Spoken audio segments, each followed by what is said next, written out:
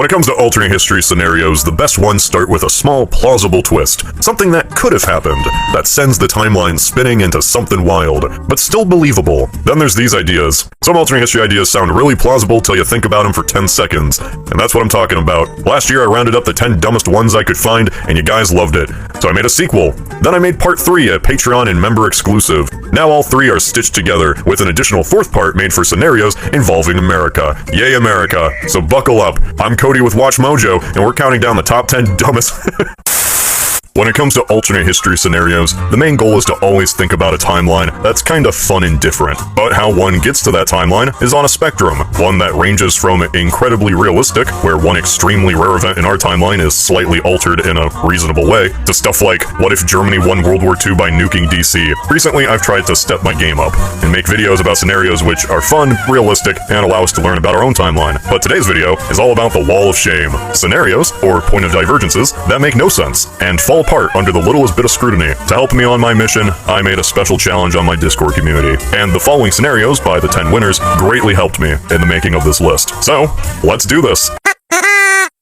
Alright, let's start big. Let's start with one of the most common and fundamentally flawed scenarios. What if Alexander invaded Rome? Well, for starters, everyone who wants to increase Alexander's lifespan kinda forgot that he wore one of history's thickest plot armors. There were numerous occasions where he just miraculously survived. But even if he was somehow able to continue his hot streak, we quickly stumble upon the second problem here. Alexander already had plans for his next expedition. An expedition that was aimed at Arabia, followed up by a trip to Carthage. If the man himself didn't consider Rome as a potential threat or even prize, why would the rest of us? Oh yeah, that's right. We want to see the epic clash of legionnaires versus silver shields. Apart from being centuries off, the biggest problem was how overextended the Macedonian Empire already was. I would bet that out of 100 timelines, we live in the one where Alexander got to live the longest. No point of divergence could prevent his empire from collapsing, and no foe could present an epic opponent worthy of topping what he had already accomplished. Hi, YouTube is not what it used to be. Oh god. However, there is something that will always keep this channel afloat. Patreon and memberships. I want to thank all the patrons and members who already contribute to the channel. You're helping keep the ship sailing through some rough waters. You guys are the ones that make this channel even feasible in the first place. And if you aren't a patron or member, that's fine too. Thank you for watching. But if you want to become one, you'll get access to exclusive videos that are more experimental, because I don't have to worry about that damn algorithm. It's not just about exclusive scenarios either. There's extended scenarios too. Sometimes topics are too interesting to just end early, and if they won't fly on YouTube, well, I put them on Patreon. Not only that, but members will get an exclusive Alternate History Hub digital calendar with each page depicting a different event that famously occurred during that specific month, chosen by the community. Choosing the art for calendars isn't the only thing you can vote on. You can vote on the video topics themselves. Oh yeah, before any final poll appears on the public YouTube community tab, it goes through several member-only stages. First, members suggest hundreds of scenario ideas. Second, members vote on those ideas, and then those 4 winners become the final poll that the entire channel votes on. That winner then becomes a full public video. After that, members vote again to decide which option becomes an exclusive video itself. So if you want to help keep this thing going,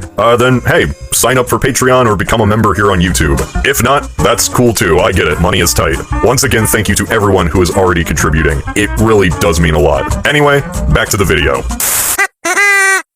Human progress is not a straight line, and the fall of the Romans is the best example for that. It took humanity over a millennia to recover the level of logistics, army sizes, infrastructure capabilities, life expectancy, medicinal knowledge, and so much more. But what if Rome had gone one step further? What if Rome adopted steam power? After all, Heron's steam engine was well known to the Romans, even if it was just a party trick. Surely all it takes is a good POD to propel Romans to the industrial age, right? Not really. Industrialism is not a spontaneous event that occurs in a vacuum. It has a list of like 15 prerequisites, of which Rome met about 4. Food surplus, domesticated drought animals, the concept of math, and most importantly, the belief that the natural and supernatural are separate. So far so good. But going down the list, there are some crucial steps that the Romans never came close to achieving. Ancient Rome failed to find the connection between physics, math, and engineering. They also had no sophisticated economic theory. This is a big one. And any society that dabbles in slavery is kind of cursed with stagnation. Without a relatively strong middle class and class mobility, industrialization is little more than a distant dream. When we add to that the lack of machine tools, calculus, capitalism,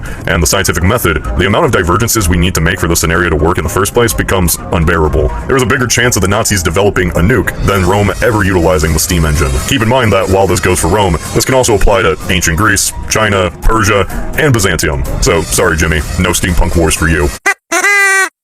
This scenario gets a lot of attention, and for good reason. It's fascinating, it seems plausible, and a few slight tweaks could change the course of Britain forever. In our timeline, 1066 marks the end of the Viking Age, largely because Norwegian King Harald Hardrada was defeated and killed at the Battle of Stamford Bridge. Instead of being conquered from the north, England succumbed to the Norman invasion from the south, led by William the Conqueror. But what if Hardrada's fierce berserkers weren't caught off guard by the Anglo-Saxon king? Following his victory against Godwinson, he would march down to London and repel the Normans. Yeah, sadly, this latter part is what earns the scenario a part in the video. For the legendary Hardrada, also known as the Bulgar Burner, to be victorious, he needed to deal with William as fast as possible. But this meant that the Norwegian army, which just crossed the North Sea and defeated the Anglo-Saxons, now had to rush all the way down south. More than likely, he would take his time to rest his soldiers and take control of some crucial settlements and castles. The battles of Stamford and Hastings are just 3 weeks apart, and Godwinson was able to pull that off only because it was his territory to defend and freely traverse. But let's make a massive leap of faith and say that a wounded and exhausting Viking force, which somehow gets accepted by the locals, meets the conqueror.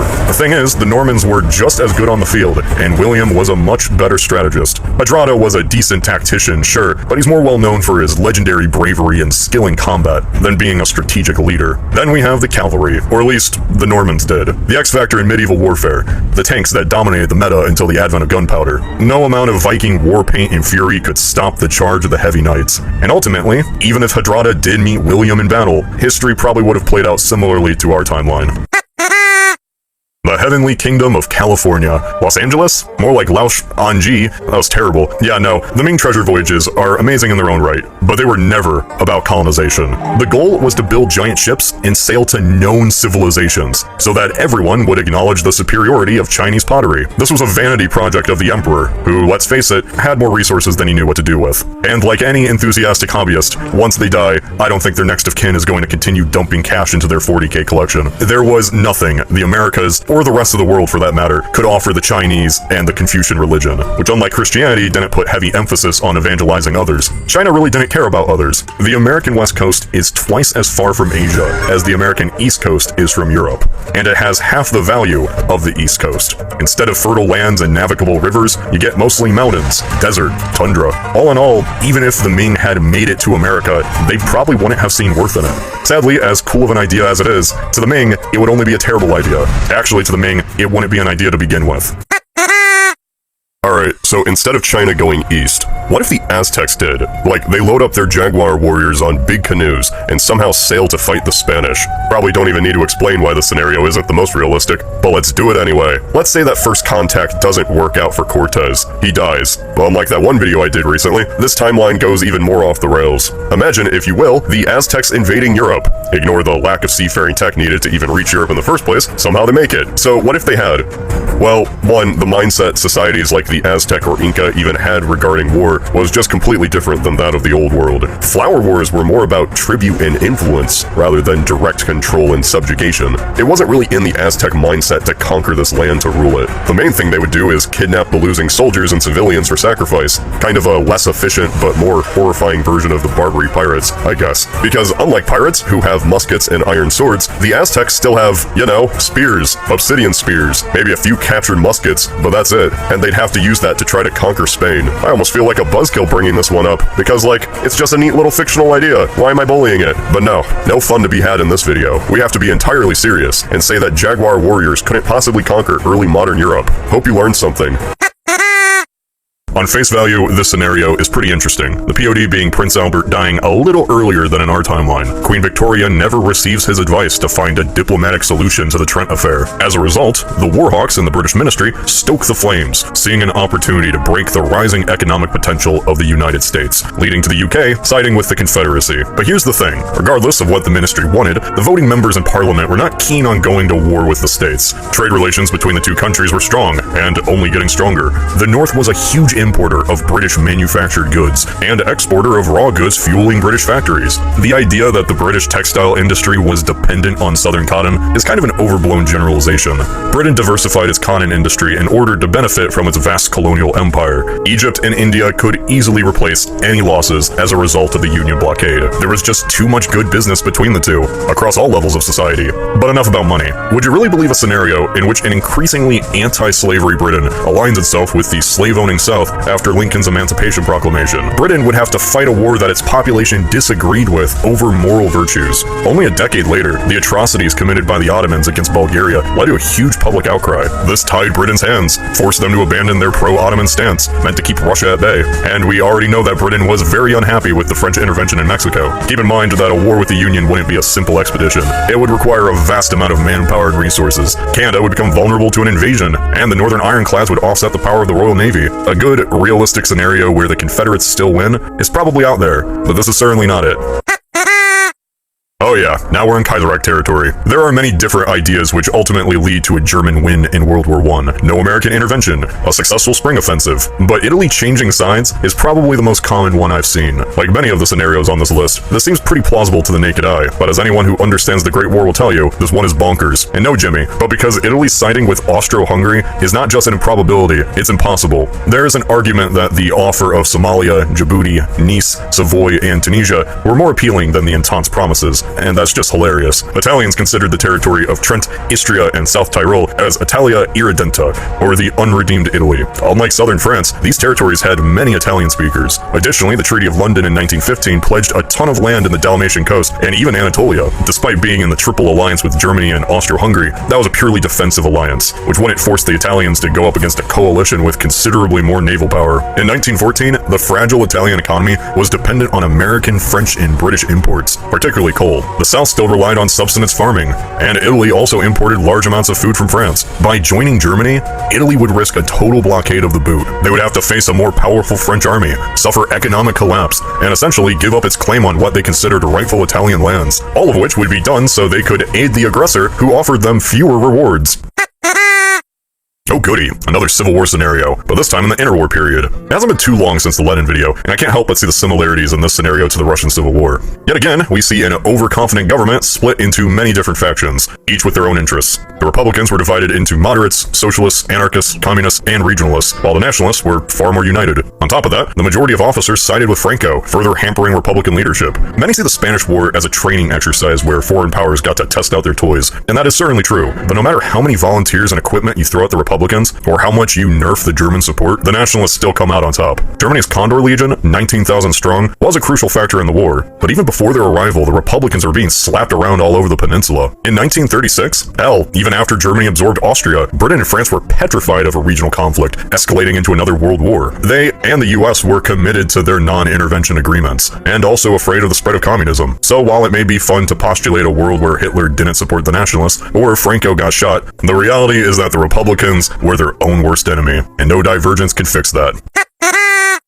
So picture this, Oppenheimer either gets killed or never put in charge of the Manhattan Project. The US is forced to perform the biggest amphibious landing in human history. All in all, 760,000 Americans would descend upon the Japanese in this final bloody chapter of the war. There are numerous scenarios revolving around World War II. In 1941, the Soviets and Japan signed a neutrality pact that was valid until 1946. But at Yalta, Stalin promised Churchill and Roosevelt that the Soviets would join the war in the East 3 months after Germany's surrender. And then on August 8th, 7 hours before Nagasaki, a bewildered Japan read that the Soviets broke the treaty and had just declared war. Talk about a bad day. By August 11th, South Sakhalin was occupied, and Japanese intelligence estimated that the Allied invasion was only a few months away. Which was right, because downfall was scheduled for November 1st. People make these simulations in which 600,000 Japanese, all loyal to the Emperor and the Bushido Code, fight against the Americans for every island. But in reality, Japan was ready to give up.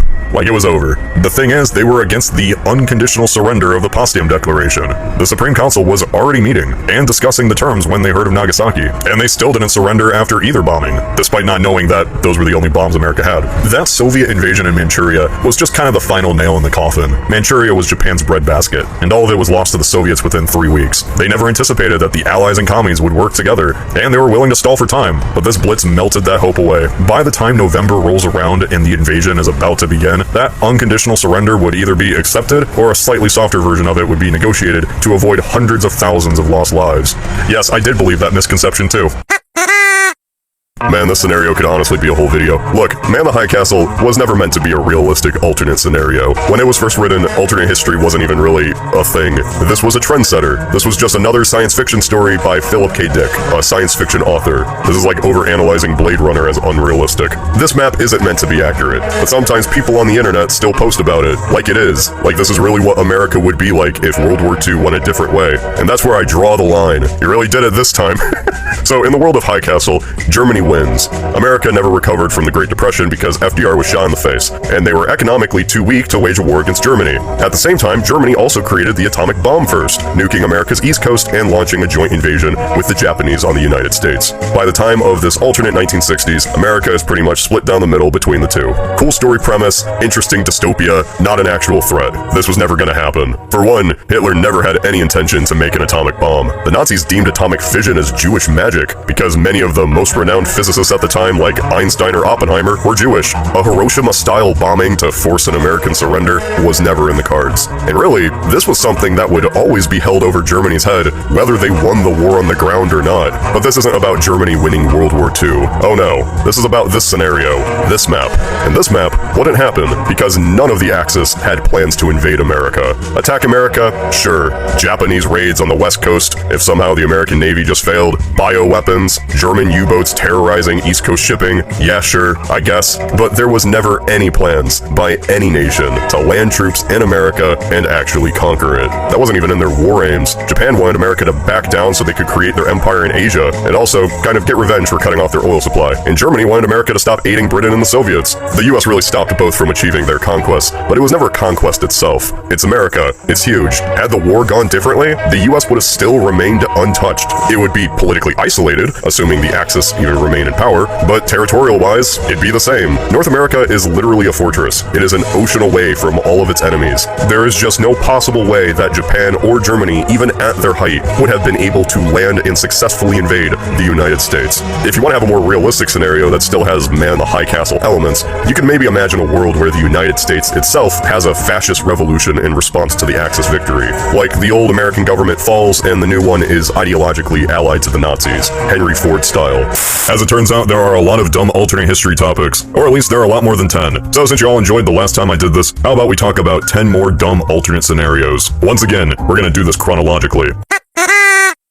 Honestly, I get the appeal for this. You have two completely different worlds clashing with each other. As for the winner, they get to define the foundations of Europe for centuries to come. But is that really the case? Hannibal is a 1 in a million general who combined elephants with the best military mind to ever take the battlefield. Yet Rome is a 1 in a million state. Hannibal could defeat them, hell, maybe even destroy Rome itself, but he could never beat them. The problem here isn't Hannibal, it's Carthage. This scenario poses two questions. The first being, could a military expedition, detached from supplies and reinforcements at home, take down Rome as an away team? The simple answer is no. The more impossible task, however, is the second question. A more impossible task is, could Carthage take Rome's place? And even more interesting, and even more definitive, no. What used to be a Phoenician colony was now a maritime city-state with a corrupted oligarchy set on becoming a mercantile superpower. The Punic War showed Carthage in its prime against a Rome which was filled with dreams and ambition.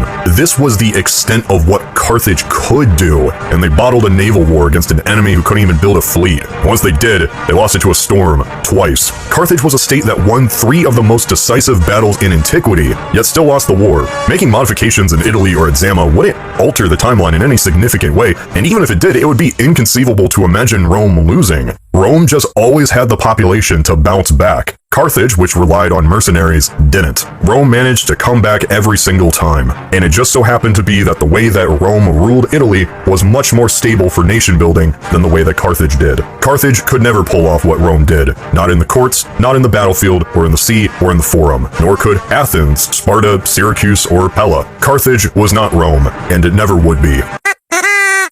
It's funny that one of the most amazing scenarios revolving around Justinian, the most popular one in fact, just happens to be one of the dumbest. Seriously, you got stuff like what if the Black Death killed him or was postponed? What if Theodora didn't save him during the Nika riots or convinced him to focus on the East? There is so much potential here. But nah, let's do a cookie cutter impossible to achieve Roman reunification run. Why not? To be fair, Justinian had the administrative and military capabilities to get the job done. Additionally, if the reunion was to happen, this was the time to do it. It had only been a half a century since the fall of the West. So let's relegate this from being an actual dumb scenario to a slightly improbable one, on account of the fact that, psych, Sorry, Romaboos. Had you going there for a second, but now it's time to shatter your dreams. The Latin-speaking West, which had nowhere near the resources the East possessed, was in an abysmal state. With how defiant the Vandals and Ostrogoths were, you can pretty much take out the RE and call it for what it was, a conquest. The church divisions were already apparent, and even if Justinian didn't have an incredibly competent enemy to the east, his hold over Italy and Spain would be short-lived. And then there's the disasters. A year before he ascended the throne, the Byzantines were struck by arguably the worst earthquake in human history. The 526 Antioch earthquake wiped out 80% of the empire's third largest city, wiped it off the map, alongside 250,000 people. That's over 1% of the entire empire's population. Just 2 years later, another but milder earthquake destroyed what was left standing, alongside the buildings under construction. The Nika riot fires engulfed Constantinople, destroying much of it, including the church, upon which Justinian later built Hagia Sophia. In 536, the eruption of the Krakatoa volcano impacted the entire world, causing severe famine throughout the empire. If we stop here, you can easily call this one of the unluckiest reigns ever, but just when you think it's over, bam, the plague. The bubonic plague lasted from 541 to 549 and coincided with yet another earthquake, this time in Constantinople, wiping out 25 to 50% of the empire's 25 million population. This was a disaster that the Byzantines didn't recover from for centuries. So yeah, Justinian was truly S tier for coming out on top of this, despite having a bad draw, but he was just in charge at the worst time. To create a timeline where Justinian achieves his dream, we would have to reverse plagues, earthquakes, centuries of cultural differences, pacify an enemy, and break the very rules of biology just for the Byzantines to take back Rome. Vikings in America, discovering North America centuries before Columbus. You know, by accident. What if they just stayed? Could we have seen an alternate colonization of North America, but with Scandinavians instead? Well, you see, there are a lot of differences between the Vikings finding America and the Spanish. The conquistadors were backed by a centralized state, willing to invest in these new lands. The Vikings essentially stumbled upon Newfoundland, which, let's be honest, wasn't exactly overflowing with gold. Even for future Europeans who wielded far superior technology than the Norse, colonization wasn't easy. Plus, the very way the Vikings interacted with Newfoundland, or Vinland as they called it, was far different than future colonists. This was not a settlement for expanding influence. It was kind of a gathering point for resources. The barest of resources: wood, beaver pelt, and grapes. For the Norse, settlements weren't always seen as permanent endeavors. They could always be temporary, another stopping point on the sea, and if it just wasn't in the cards, they would simply leave. They weren't gonna live and die for the sake of holding some land like future European settlers would. Plus, it's important to remember that the Norse were particularly vulnerable to being absorbed by local populations, as seen in England, Normandy, and Sicily. With resistance from the locals, scarce food supplies, and distance from Europe, the Viking settlement would have been doomed from the start. Vinland would likely never have grown large enough to serve as a stepping stone for future colonies, even if the Vikings actually did want to stay there. Italia, the cradle of Roman law, seat of the papacy, home to Da Vinci, Galileo, and of course, pizza, or at least what they call pizza. Hey, why not add nationalism to the list? After all, Machiavelli's The Prince became foundational to the study of political science and realpolitik. Aren't the Italian cities a form of mini-states in themselves? Venice was able to play ball with the big boys, even taking one of them out, while the Medici founded a large part of what we consider culturally the Renaissance. Yeah, the Medici were powerful. They held Florence in the palm of their hand, and they turned it into an incredibly strong state. So why couldn't Florence have been the one to unite Italy, instead of Savoy centuries later? Well, here's the thing. Nobody could have brought all these flavors into one dish. Not even Lorenzo the Magnificent. They had to be forced together by a future Corsican general who had a deep desire to redraw borders. Prior to the Italian republics, it was the cities, hell, neighborhoods, that formed a unique identity, one which trickled into Europe over the course of centuries. This was the only place in Europe which had rejected autocratic dynasties and papal theocracy, forging an intense level of local cultural identity. It came in many forms, but none of which we'd call Italian. Every city had distinct dialects which others didn't comprehend, something which remains true in many places to this day. Different customs, style of government, ideologies with strong influences from the French, Spanish, Austrian, and even Arabic world. While Venetian, Milanese, Florentine, Pisan, and Sienese were the very first clear identities in Europe, ironically the Italian unification was the last and most difficult compared to the rest. While other European countries also have several regional dialects, Italy, despite being about the same size, has 30 to 40, more than the rest combined. Long story short, even to this day, Italy is still divided. It certainly wouldn't have been unified in the 15th century. So fun fact, many of you actually voted for this scenario. That prompted me to sit down and dig into the event that most people only know about because of that dumb mask. But did you know, that dumb mask almost committed the biggest terrorist attack in human history? Potentially. I mean, it didn't happen, so we don't really know, but it could have been a lot bigger than you probably thought. Remember the 5th of November indeed. It seemed like a great scenario to explore, at first. But once you dig deeper, you see, Guy Fawkes, the cartoonish villain the British monarchy forever curses the name of, wasn't even the ringleader of the plot. A plot which failed due to a simple delay. So what if that gunpowder plot had had succeeded? What if the plan went off without a hitch? Well, the plan was to stack 36 barrels of gunpowder beneath the British Parliament and blow it up as the king and his family were visiting. Do you know how big of an explosion 36 barrels of gunpowder can make? I do. Like, if this actually happened, it would have been like that one scene from Game of Thrones, but probably bigger. Parliament itself would be obliterated, taking the lives of King James I, his son Prince Henry, every member of the House of Lords, many from the House of Commons, even high-ranking bishops, plus potentially anything in a 2-block radius, all annihilated. This is like taking out the White House, Congress, and Supreme Court at the same time. Sounds like an event that would have major repercussions. Yeah, you'd think. The goal of the plot was to revert England back to Catholicism, and oftentimes that's kind of the overall idea for this alternate scenario, like destroying the government would somehow install a Catholic monarch back into power.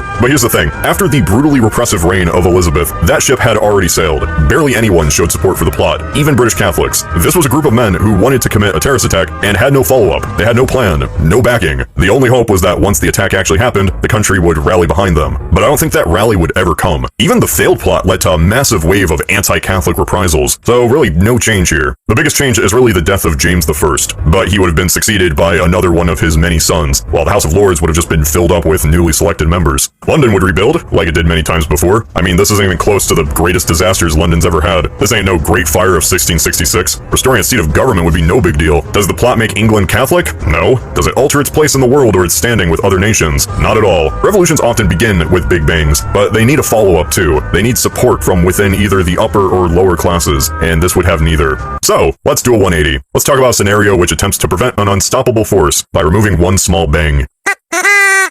So Franz Ferdinand's driver doesn't get lost in Sarajevo, and the Archduke never gets assassinated. What comes next? The progressive Ferdinand would most likely inherit the throne 2 years later, and institute much-needed reform, granting autonomy to the minority groups in Austro-Hungary. But even if he was to do that, and his military cabinet just ran with it, does that undo the humiliation of the Russo-Japanese War, the one that made the Tsar super ambitious? Do the relations between Britain and Germany smooth over after the Boer War? How about the Moroccan crisis of 1905 and 1911, which isolated Germany and united the British and French? Or the Italo-Turkish War of 1911, which saw the Ottomans lose Libya? The balance of power was quickly fading. Russia and the Ottomans were on the brink of revolution. Germany was feeling that its win streak was starting to fade, and Britain was concerned about its empire. Italy had so much to prove. In the late 1800s, alliances were in constant flux. But since Bismarck left office, they were starting to take firm shape. Every war cabinet in Europe wanted war. Above all else, you can't really ignore the 2 Balkan Wars, representing the biggest shift in the status quo in Europe since 1871. Not to mention, Europe was being hit by the biggest wave of anarchist movements, which claimed numerous heads of state. The arms race was on, and everyone wanted to give industrialized warfare a try, because everyone, and I do mean everyone in Europe, either felt that this was their chance to climb the ladder or preserve their place on top. It's a great point of divergence, just not one that prevents World War I. For that, you have to look further back. I actually did a video on what if Bismarck was assassinated in 1866, and that one just throws everything into chaos. So yeah, oil, the black gold, the thing every major power ran on. It was not evenly distributed across the world. In 1940, the United States produced more oil than the rest of the world combined, sitting at 180 million tons. Next came Venezuela, and then the Soviet Union. Then Indonesia, Iran, Mexico, and Romania. Germany used a very costly process converting coal into synthetic oil, which was less efficient, and it caused their deep desire for the Caucasus. The Japanese, though, had all of their eggs in the American basket. If you think about it, this means that the Sino-Japanese war effort ran on American oil. Every bomber, every ship depended on this oil trade. Hirohito had 6 months of oil in stock, so when America hit Japan with an embargo in June 1941, wouldn't you know it, Japan hit America in Pearl Harbor that December. There is no conceivable reality where Japan does not attack everything in the Pacific after the embargo. The timing of the embargo could be moved a bit, but the attack on British Malay for the rubber, Dutch East Indies for the oil, and America for naval dominance is guaranteed. Now, what you could do to change things a little bit is have Lexington and Enterprise present for the attack, or blow up the fuel tanks, but so what? The war is prolonged. Some ships from the Atlantic are moved to the Pacific. How that theater unfolds would be exactly the same. Japan's disorganized army structure and overextended economy could never compete with American production. Nobody could. America's plan for invading Japan would not be enacted for the exact same reason as in our timeline. While we're at it, as inevitable as the embargo and Japanese hostility is, the war against Germany is just as inevitable. So, you got a group of hardline communist leaders attempting to seize the Soviet government, who managed to place Gorbachev under house arrest and declare martial law. But 3 days later, the plotters failed, and just 3 months later, the Union was dissolved. Alright, so in this alternate scenario, have the coup succeed and all is well, right? The Soviet Union is saved. Here's the thing, while the Soviet Union might have been preserved, this was not the event or time to do it. 2 years earlier, Berlin had fallen. The Soviets were humiliated in Afghanistan. They lost the space race. They needed American grain to feed their people, and many republics were ready to go to war if it broke out. Most importantly, the Russian leader Boris Yeltsin stood firmly against the coup. The Russian people marched out in mass protests against them. Even the military was against this move. Imagine your whole house is burning down, and you decide to go in, hoping to save it by frantically blowing on the flames with your mouth. You stand there, cheeks puffed out, sweating profusely, yelling, "Don't worry, I got this," as the flames grow higher. That's what the scenario feels like. Making alterations to Lenin's succession, Khrushchev's reforms, Brezhnev's stagnation, the Sino-Soviet split, the Afghan invasion, Chernobyl, hell, even the space race could probably have led to an interesting scenario where the Soviets' lifespan is extended, but this ain't it. Frankly, we most likely live in a timeline which saw a prolonged, limping Soviet Union collapsing on its last leg. Despite all of its natural reserves, it ran out of gas a long time ago. So these last two are less scenarios and more of just templates, topics that I've done many times. I am guilty of this, and I'll keep doing it, try to stop me. There's nothing wrong about thinking about if X empire never fell. It's a classic hypothetical. It's also not really plausible at all. Imagine every change you would need to keep the Roman Empire afloat. Yeah, let's say everything just goes perfectly for Rome. All the issues that compounded just go away, or they aren't as bad. That's great, that's perfect, but it also makes things very difficult to predict, because what is Roman history if not just documenting the problems that unfolded upon Rome? The issues Rome faced is what shaped Rome. So to imagine a world where it all goes perfectly is entertaining, but it can't really be considered plausible. It's basically fanfiction, the equivalent of a kid just going, "I have no weaknesses, I win," which isn't how any empire or nation works, because empires have enemies, other kids playing the game too, and each player responds to the actions of every other player. If you have one empire just be perfect, it just snowballs the entire scenario, changes the world in ways that no one can predict. I wouldn't wish having to imagine this scenario on anyone, to keep track of all the players on the map and how they change if an empire didn't fall or things stayed the same. Oh god. I guess what I'm getting at here is that if, say, Rome never fell, we would not have a world that looked like this. A stereotypical, classical Rome, one stuck in time. We would have a Rome that would be entirely alien to us. Rome itself changed drastically from the ancient days of the Republic to its final end in Constantinople. What it even would be entirely depends on the challenges it faced. Hell, even the typical Roman soldier we imagine changed in appearance. When Rome fell, the average Roman soldier didn't look like this at all. He looked like this. Something closer to what we imagine as a medieval foot soldier. So even if we imagine a world where Rome just continued on, what Rome would even look like or act like would be completely alien, because we don't know how that empire's history would have been. Imagine if America collapsed after the end of the revolution, not reclaimed by Britain, but it just kind of disappeared or something. In some alternate world, you'd have a nerd imagining a world where the United States continued on, and the only thing they'd have to go off of is revolutionary America. They would probably imagine a place that we would call stuck in time. Their alternate 2024 America might be a place where men in powdered wigs would go tally-ho and fire their muskets at the British. They might imagine a United States that would become a Jeffersonian dream, because that's what the founder wanted. They could never imagine that America would ever become a military superpower, or would have cities as big as New York or LA. You get my point? My point is that if X empire never fell, even if it somehow continued on for hundreds or thousands of more years, it would not look like the empire we recognized at all. A world without gunpowder, no printing press, no electricity, steam, or nukes. A world where a major scientific discovery just doesn't happen, or an invention is never invented. Cool.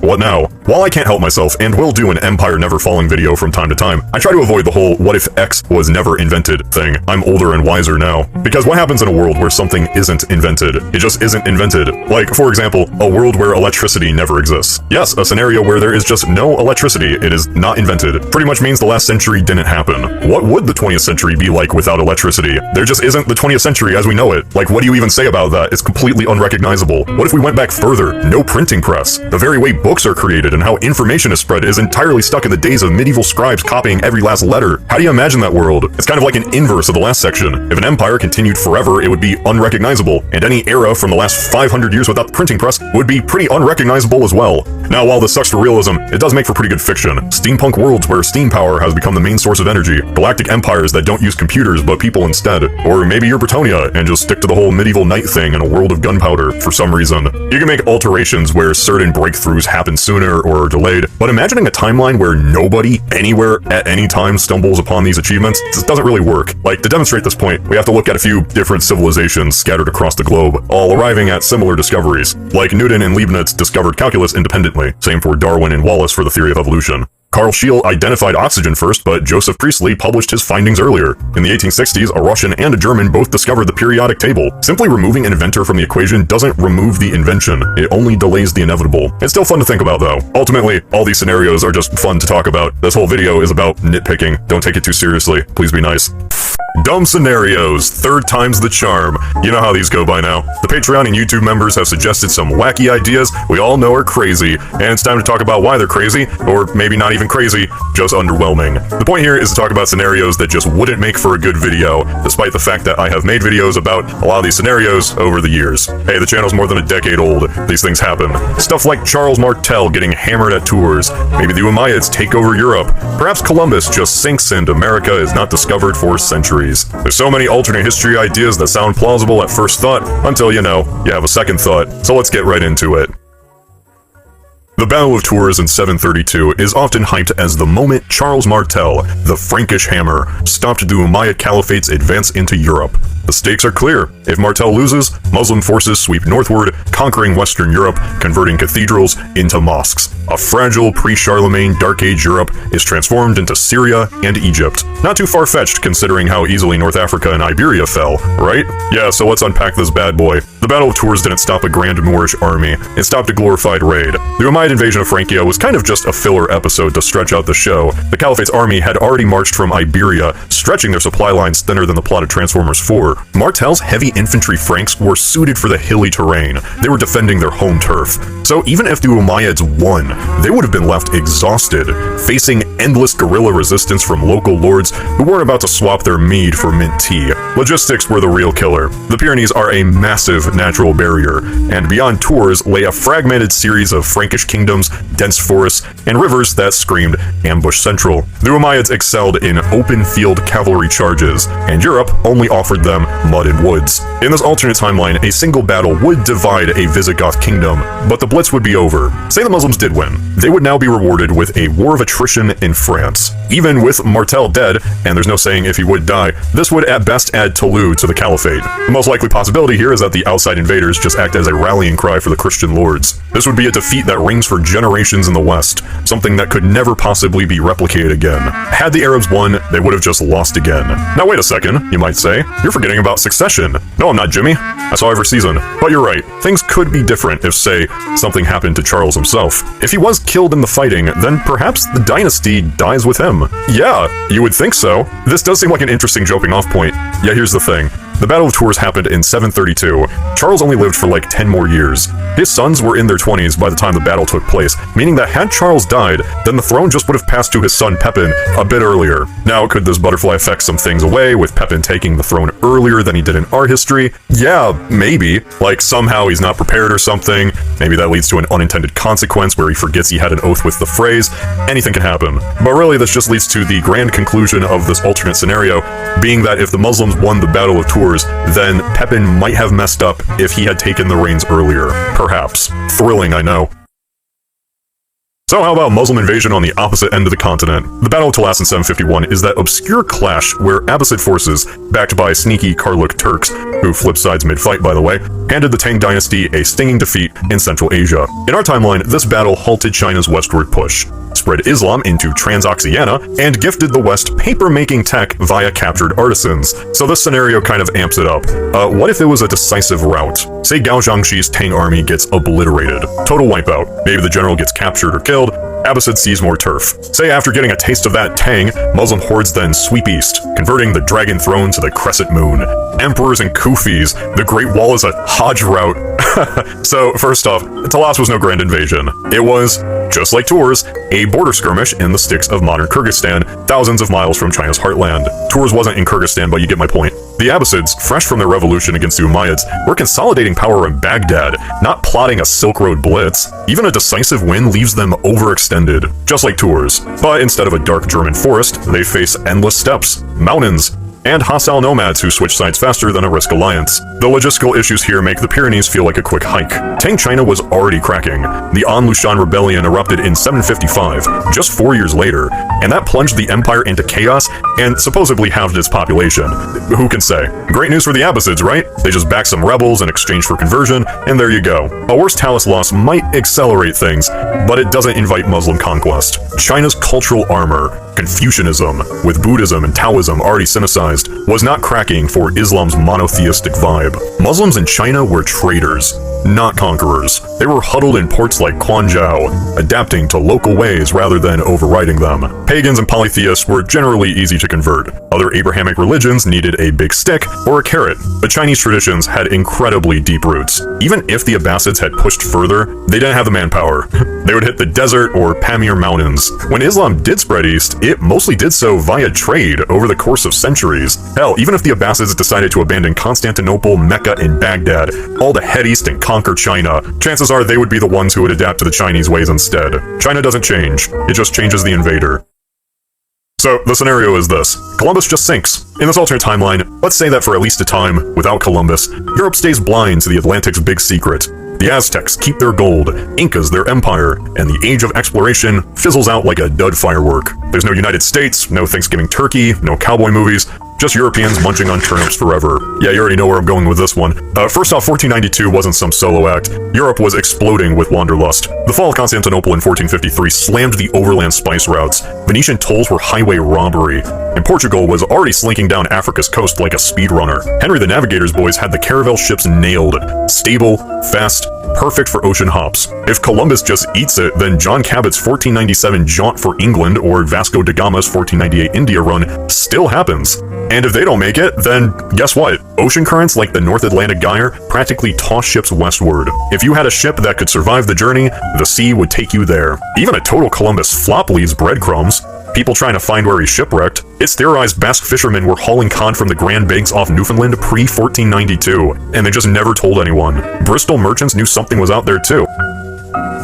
So while this voyage might delay it, maybe a decade, tops, there is no way this would be for centuries. Or let's be real, even half a century. Europeans were already venturing west before Columbus's time. Hell, his voyage was only possible because they made a quick stop in the Canary Islands, a colony right off the coast of Africa, recently colonized by Castile. The economic potential that new spice routes could bring, rising merchant classes, banking innovations from Italy, and the printing press spreading maps all over the place, meant exploration was inevitable. Isabella took the throne, but her victory was not decisive. She had to make massive concessions to Portugal at sea. The Iberian couple were practically begging to finance anyone who would come their way. In April 1500, Portugal discovered Brazil on accident. Ships already sailing down the African coast were simply carried off by the winds. Discovery, followed by disease and conquest, was pretty much inevitable. Kind of a common theme whenever talking about the Americas.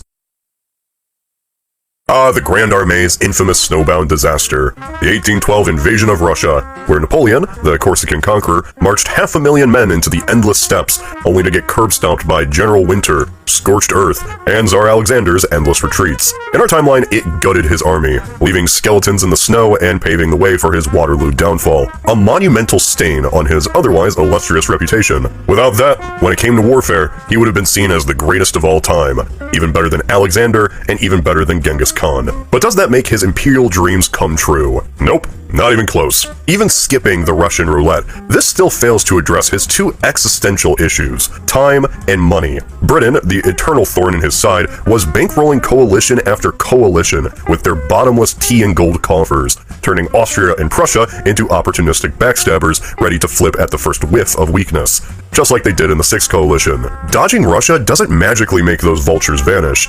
If anything, it gives them more time to sharpen their talons while Napoleon twiddles his thumbs in Paris. Then there's the economic dumpster fire, his continental system, that genius plan to starve Britain by banning their trade. That was choking Europe's own throat instead. Merchants rebelled, allies like Sweden jumped ship, and black markets popped up faster than pop-up ads. Russia or no Russia, this blockade was a self-inflicted wound, bleeding cash and loyalty, turning his empire into a glorified Ponzi scheme on the brink of collapse. Don't forget the Spanish ulcer gnawing at his side, the Peninsular War, where guerrilla fighters and Wellington's redcoats were turning Iberia into a meat grinder, slurping up 30,000 French troops a year. That's a black hole of men and morale that doesn't just vanish because Napoleon didn't want to go to Russia. If anything, he just redirects those resources into an even more prolonged bleed out in Iberia. Many historians speculate that he should have went to Spain instead of Russia. But how is that any different? It's just as likely that a full-blown peninsular campaign would have inflicted an even greater wound. The root cause of every problem the little Marshal had was Britain, and the 1 in a million chance of solving that problem was at Trafalgar, hence my series that uses it as a POD. But here's the thing, did you know that what really maimed the Grande Armée was not the Russian winter, but Polish lice? Seriously, look it up. As Napoleon made his way through Poland in the summer of 1812, the filthy army camps were hit by a silent killer, typhoid. Historian Adam Zamoyski estimates that 80,000 to 100,000 men died of disease before major fighting even began, with typhus being the primary culprit. Poland's marshy, lice-infested regions were perfect breeding grounds for the 500,000 souls on the march. I'm really tempted to just make a scenario where that epidemic just doesn't break out, but it still doesn't address all the previous concerns. Like the man himself. Napoleon's ego was a runaway train, always hungry for the next conquest. This was something his 1809 dust-up of Austria kind of proved. Peace was, for lesser emperors. He'd always find another bear to poke, whether Russia or some other rival, because sitting pretty just wasn't in his playbook. Ideally, a grounded alt-his scenario is one where you tweak a very minor event, one which itself was unlucky in the first place. Beyond that, you can make big changes, multiple changes, erase rivers and seas, add a continent, but the most unbelievable alteration is the fundamental change to a person's character, like Washington becoming a king, Lincoln embracing slavery, or a scenario where Caesar doesn't sleep with everyone's mother. So in the end, if what you want is a Napoleonic Europe, why bother with altering strategy, tactics, biology, and Napoleon's character when Trafalgar is right there? In June 1940, with Nazi tanks steamrolling France and Paris about to fall, Winston Churchill pitched, quite the interesting idea, a Franco-British Union. One nation, shared citizenship, merged armies, and joint parliaments, like a proto-EU on wartime steroids. The dream? Keep France in the fight, defy Hitler, and maybe crank out a trans-channel superpower. Do I even need to explain why this is a bad idea? Today, France isn't even unified with itself. This was just the most desperate Hail Mary. Keep in mind, France was imploding. Its army was shattered at Dunkirk. Its government was a mess of defeatists like Pétain and holdouts like de Gaulle. The French elite saw Britain as a shaky lifeboat, not a co-pilot. Most scoffed at the idea of merging with an island barely holding off the Luftwaffe. Meanwhile, British voters, dodging bombs and rationing tea, weren't exactly chanting for French co-rule. Not to mention that they shared one of the most bitter rivalries in human history. Even if they'd signed the dotted line, this union would have been a paper tiger. France's military was obliterated, with 1.5 million soldiers captured and morale in the gutter.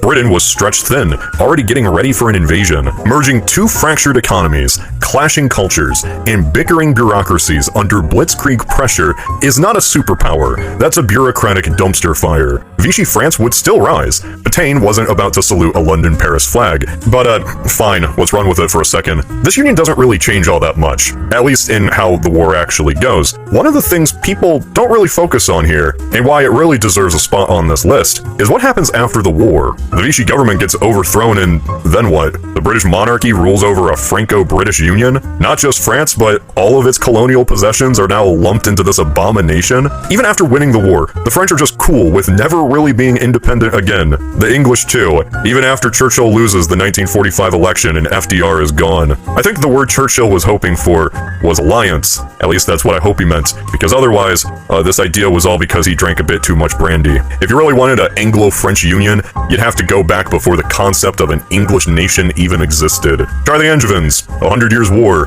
or most likely William's conquest. Or wait a few hundred more years into the future when all the West is unified under the Amazon Empire. Then Churchill's dream will finally have come true. Man, those sure were some dumb scenarios, but the world of alternate history is full of dumb ideas, so keep suggesting them. Special thanks once again to the patrons and YouTube members who vote and come up with these ideas. Thank you for the stupid and also legitimate videos. The year is 1812. America goes to war. Round 2 against the British. 2 years and one very barbecued White House later, a formerly rich and smug New England watches as their shipping profits sink faster than the USS Chesapeake. How did this happen? They were obviously dragged into war by the bumbling Southerners, so what's the solution here? Rage quit. a meeting of New England's elite decides the fate of their region in the United States. And in this alternate timeline, it goes rogue. Massachusetts, Connecticut, Rhode Island, New Hampshire, and even a newly included Vermont all bail. The Republic of New England is born. The center of the revolution becomes the center of another revolution. Good old Boston. It's quite the idea, right?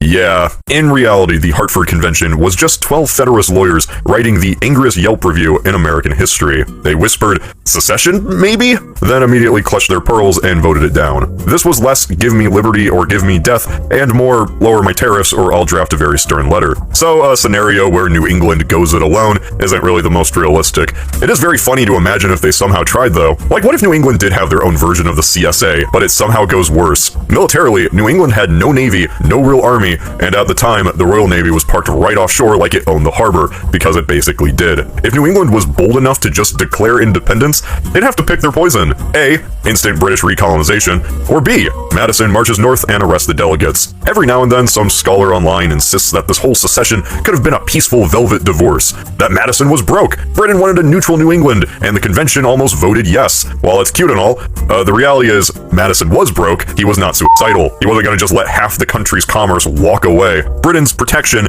came with maps that annexed everything north of the Merrimack. This whole thing was almost voted yes, by 2 or 3 votes even, in a secret session that still condemned the idea. So this was not a close call at all. This was just suggesting an idea and getting ignored. Then there was Jackson. Just Jackson, winning in New Orleans. Overnight, the entire country was waving flags and calling the Federalists traitors. The party died, and the era of good feelings began. So yeah, New England not becoming American anymore wouldn't really work out, because everyone wanted to be American again. Certainly funny to imagine them trying, though. 22 years after the whole Jackson-New Orleans thing, Texas did the same to Mexico. The Lone Star Republic was born, and it lasted like a decade before getting absorbed into the US. You'll never hear the end of that decade, though. Imagine if that independence had continued forever. A single massive oil-rich Republic of Texas. No Washington, just brisket, billionaires, and Buc-ee's. Yeah, the funniest thing about the Lone Star State is just how desperately it didn't want to be a Lone Star. Texas was an Anglo-American state. It wanted to be a part of Greater Anglo-America. Literally every Texan wanted to join the US. In the 1836 referendum at the start of independence, annexation won 3,277 to 91. Sam Houston's 5-year plan was literally just become a US senator. The plan was always annexation. It was just that independence was stalled by the US because of slavery. There's a reason Iowa joined a year after. Had this not always been the plan though, and Texas just went at it alone, it was gonna be in trouble. Texas was broke. 10 million in debt, soldiers paid in IOUs, and a currency called redbacks. Redbacks were worth nothing. Annexation wasn't a conquest, it was one large Chapter 11 filing. And for the Britain will bail us out crowd, well, Britain was incredibly anti-slavery, and while they tolerated it for like the one other Anglo nation in the world, they were not so tolerant for the relatively small offshoot. Had Texas decided to stay a republic, like somehow there was an alternate cultural development early on that made Texans just so adamant about not joining the rest of the South, then it just would have been overtaken by other Southerners. If Texas was a roadblock toward American migration to the West, it would have been a roadblock just overtaken. The year is 1853. America's got a shiny new steam navy and Pacific-sized ambitions. Commodore Matthew Perry steams out with his black ships, guns polished, ready to pry open the last door in Asia. In our timeline, he sailed straight for Japan, scared the shogun into signing, and accidentally launched the Meiji Miracle. But what if he had swung north instead? Let's say he points those cannons at the Hermit Kingdom, Korea. Korea gets the Perry treatment. Ports forced open decades early, treaties signed at gunpoint, and suddenly Korea is the one rocketing into the modern age, while Japan stays silently closed. America gets a cozy mainland base, trade explodes, and maybe there's not even a Pearl Harbor. I don't know if I need to explain why this is a dumb idea. Just look at a map. Japan's the perfect target. Big islands, no land border, sits exactly where American steamships need coaling stations to reach China's markets. Korea was a narrow peninsula literally stapled to the Qing Empire. China's front porch. Sailing in there with 4 warships isn't diplomacy, it's a declaration of war with extra steps. The US Navy could get away with it in 1853 because Japan was isolated. What could they really do? And Korea would be powerless too. The US Navy in 1853 was 4 fancy frigates and a whole lot of hope. Perry bullied Japan because they couldn't fight back. Korea couldn't either, but China could. The Qing were still stinging from the Opium Wars, and I'm sure they wouldn't mind fighting any Westerners that tried to force Korea open. If America even tried, they would be facing off against a few 100,000 Chinese troops. If Perry's squadron disappeared in Asia, Congress never would have funded a second expedition. Britain and Russia would have really just laughed at the Americans as they failed to get into Asia. Japan probably stays closed another 30 years before getting cracked open by the Russians instead. And the entire 20th century looks completely different, mainly for Japan. America opening Korea in 1853 is some neat alternate history, but it would have been diplomatic suicide against anyone other than the isolated Japanese. Black ships show up at Incheon, China just says no, and Perry limps back with his tail between his legs. Everyone in Washington pretends the whole thing never happened. 1867. Russia has Alaska, and it's bleeding money. After the Crimean War, Britain and Russia weren't on the, best terms, you could say, and Tsar Alexander was worried the Brits and Canada would just take that piece of undefended North America. So he sold it to the Americans. Everyone laughed at Seward for buying the icebox, but I think it ended up being alright. So what if Russia just sold it to Britain instead, for some reason? Yeah, imagine if they did. The foreign ministry literally wrote, sell to America so the British can't have it, but just give it to them anyway. Why not? Here's the thing, even if Russia for some reason did offer Alaska to Britain, they might have just passed on it anyway. Parliament was already grumbling about the price of Canada. Britain had to compensate the Hudson Bay Company to acquire all that land in Canada, and that was a company from Britain. I can't imagine them giving the Russians money to pay for seemingly more useless land. The British public would be furious. It'd just be seen as supplying the enemy that just killed young British men in Crimea. So what if Russia sold it to another country that wasn't either of these two? Say Liechtenstein. Yes, this is a real rumor. The current Prince of Liechtenstein says his great-great-whatever got an actual offer for Alaska in 1867. Prince Johann II was rich, neutral, and apparently buddies with the Tsar. Russia's logic was sell it to the one country Britain wouldn't invade because they couldn't find it on a map. Imagine it, this alpine tax haven suddenly owning a territory 9,000 times its size. The population jumps from 8,000 to 30,000 indigenous people, a few thousand Russians, and one very confused moose. Yeah, had they bought that, they would have sold it to the Americans within a decade. In the end, the only buyer who made geographical, political, and hell, logical sense were the Americans. Nobody else wanted to waste their time. 1921. 10,000 coal miners in West Virginia, sick of getting paid in IOUs and shot at for wanting a union, grab their deer rifles, tie on red bandanas, and march on. This is the largest armed uprising in U.S. labor history. Alternate history fans love this one. What if Blair Mountain kicked off the American Bolshevik Revolution? Oh boy. The butterfly effects from these are always very fun. Like West Virginia becomes the first Soviet state or something, the miners march on Washington, Harding flees, by Christmas we're all singing the International, who knows. I don't know if I really need to explain why this wouldn't work, but hey, let's do it. First, these guys weren't communists. They were World War I vets and dirt poor miners who wanted actual money, not scrip, and not to get evicted for joining a union. They called themselves rednecks because of the bandanas, not because they were reading Lenin. The Communist Party USA had literally zero involvement. Second, it was the size of a small music festival with hunting rifles. 10,000 angry dudes is pretty scary in Logan County, but not really scary for the US Army. And hell, when federal troops and actual bombers showed up, the miners faded away. They literally cheered the army on for showing up because they thought the feds would be fairer than the company goons. They were probably right. Third, in 1921 America, the whole socialist thing was kind of stamped out. The Palmer raids and the Red Scare had just finished up rounding up every socialist who looked funny. The country was not one firefight away from waving red flags, it was one excuse away from deporting half of Chicago. The battle only lasted 5 days because that's all it really could have. The army told everyone to drop their guns and the miners did. All they wanted was an actual paycheck. Or hell, food. The only way Blair Mountain could have been an American October Revolution is if literal Soviets invaded and took over Appalachia themselves. Wow, those were really dumb. These what-ifs are fun to daydream about, but they all smash into reality's brick wall. Messy politics, empty wallets, bigger armies, and zero perfect timing. History is not a choose-your-own-adventure with easy swaps, you idiot. It's a chaotic pile of incentives and accidents that somehow keep the craziest paths impossible. But that's why we love them. A good reminder that our real timeline, warts and all, is the one we're stuck with. There's no escape. Thanks for watching!